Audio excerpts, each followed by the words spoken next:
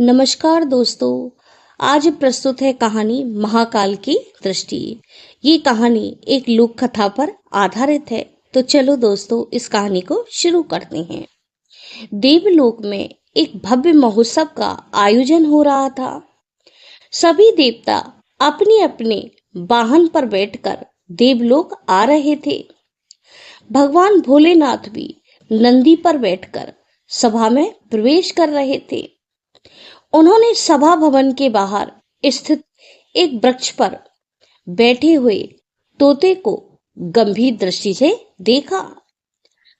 उस तोते को गंभीर दृष्टि से देखकर भगवान भोलेनाथ सभा में चले गए, पर उस तोते के मन में चिंता और आशंका उत्पन्न हो गई। वह सोचने लगा कि मुझसे ऐसा क्या अपराध हुआ है कि महादेव ने मुझे इतनी गंभीर दृष्टि से देखा है। तोता अत्यंत भयभीत हो गया। उसने अपने पास बैठे गरुण देव से अपने मन की चिंता और आशंका को प्रकट किया। गरुण देव भी तोते की बात को सुनकर चिंतित हो गए। वो जानते थे कि शिव का क्रोध कितना प्रलयंकारी है। गरुण देव ने उस तोते से कहा, हे शुक, तुम चिंता न करो। मैं तीव्र गति से अनेक समुद्र पार करते हुए तुम्हें सुरक्षित स्थान पर पहुंचा दूंगा। गरुण देव ने पूरी शक्ति से उड़कर बहुत कम समय में अनेक समुद्र पार करते हुए उस तोते को कहीं दूर सुरक्षित स्थान पर पहुंचा दिया। वापस लौटकर गरुण देव ने चैन की सांस ली और गरुण देव मन ही मन सोचने लगे कि भगवान शिव की प्रलयंकारी दृष्टि से तोता बच गया।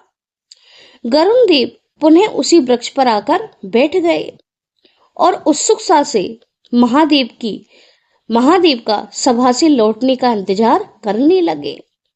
कुछ समय बाद महादेव जब सभा से लौटे तो उन्होंने पुनः उस वृक्ष की ओर गंभीर दृष्टि से देखा।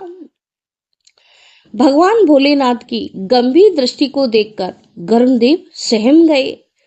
उन्होंने महादेव को प्रणाम करते हुए कहा, हे प्रभु, आप इतना गंभीर होकर क्या देख रहे हैं? महादेव ने कहा, हे गरुण देव, मैं उस शुक को ढूंढ रहा हूं। वह शुक कहाँ है? गरुण देव ने भयभीत होते हुए और सहमते हुए कहा, हे प्रभु, क्षमा करें। वह शुक आपकी गंभीर दृष्टि से अत्यधिक भयभीत हो गया और चिंतित हो गया। क्षमा करें प्रभु, मैंने उसे दूर एक सुरक्षित स्थान पर पहुंचा दिया है। गरुण देव की इस बात को सुनकर भगवान शंकर ने कहा, हे गरुण देव, यही तो आश्चर्य है। वह यहाँ जब तक था सुरक्षित था। कुछ क्षण के उपरांत वह सुख उसी स्थान पर जहां तुम उसे छोड़कर आए हो एक महाविषैले सर्प का ग्रास बन जाएगा। तुमने तो इस प्रलयंकारी घटना का स्वयं ही द्वार खोल दिया है। यह कहकर महादेव चुप हो गए। थैंक यू दोस्तों। अगर आपको मेरी ये कहानी पसंद आती है तो प्लीज मेरे चैनल को लाइक करें, सब्सक्राइब करें और कोई ना कोई टिप्पणी अवश्य करें।